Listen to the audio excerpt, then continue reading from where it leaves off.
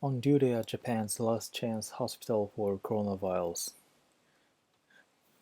Two paramedics jump out the back of an idling ambulance with Tokyo plates, carefully lowering an elderly woman on a stretcher. The patient, her small face covered with an oxygen mask, disappears behind Saint Marian automatic doors. Another suspected COVID-19 patient has arrived. In the midst of the global pandemic, Saint Marian University Hospital in Kawasaki has become synonymous with the virus. In the 3 months since the first wave of sick passengers arrived from the cruise ship Diamond Princess, the hospital has treated some 40 people seriously ill with the disease, more than almost any other medical facility in Japan. It has even taken in patients where other hospitals turned them away. Doctors have intubated patients in a tent set up in the car park and performed tracheostomies in a saran-wrapped operation room. Nurses in full protective gear gather in groups of 6 to sift patients connected to a tangle of life-saving machines, and hanging in the staff room in an illustration of Amavi, a mystic Japanese creature thought to work against plagues. By most metrics, Japan has so far weathered the global pandemic better than many other countries. Infections haven't spiked here as in other countries, and new cases have slowed since mid-April. So far, Japan has confirmed 17,243 infections and 777 people have died.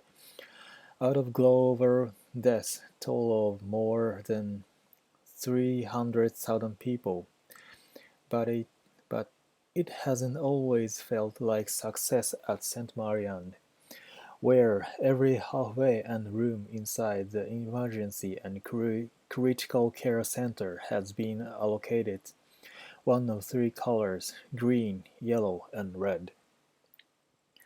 Daily life revolves around these boundaries now, with nurses and doctors moving between the world of waiting relatives, wearing surgical masks in the green zone to the red world, where they dressed like astronauts, donning heavy-duty T-vest and halo respirators.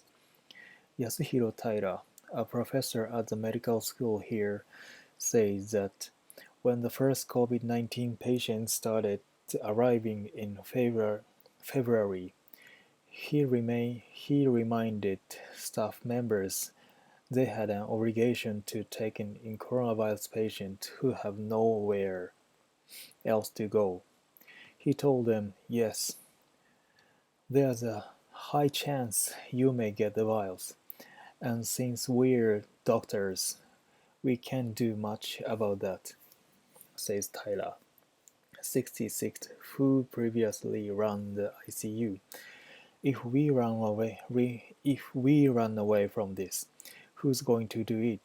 Who's going to do it? When Saint Marianne was overwhelmed with patients early in the crisis, some private and public hospitals were still turning patients away for a number of reasons, including their lack of specialized staff and protective gears, with ICUs often citing their capacity constraints. In April, Japan doubled the funds hospitals receives for taking in critical COVID-19 patients, easing the burden of places such as Santa Marianne.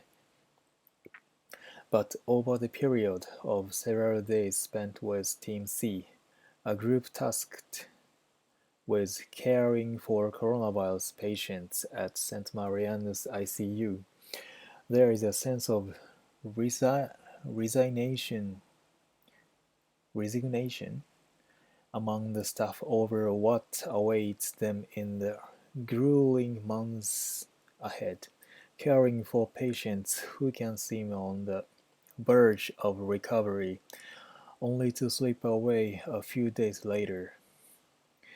It's 8 a.m., and doctors from the overnight shift step up one by one to a senior doctor on duty, reading off an array of numbers and acronyms that make up the various conditions of each of the 11 patients inside the ICU.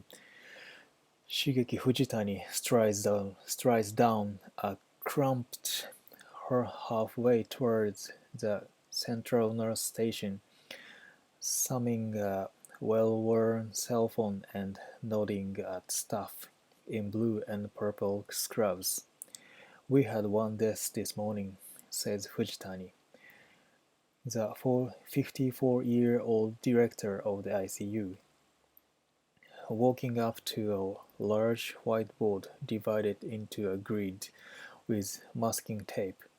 The names of critical patients, all men in their 50s and 60s, are listed on the left, next to a condensed history of their time in the ward. The dead man's name has already been removed from the chart. The 3 beds now available in the ICU will likely be filled by evening. It's common to see no change for weeks, and then for the patient to not make it, Fujitani says later, pacing in his office. He mentions an ICU doctor who died by suicide in New York after seeing dozens of coronavirus patients die in her hospital.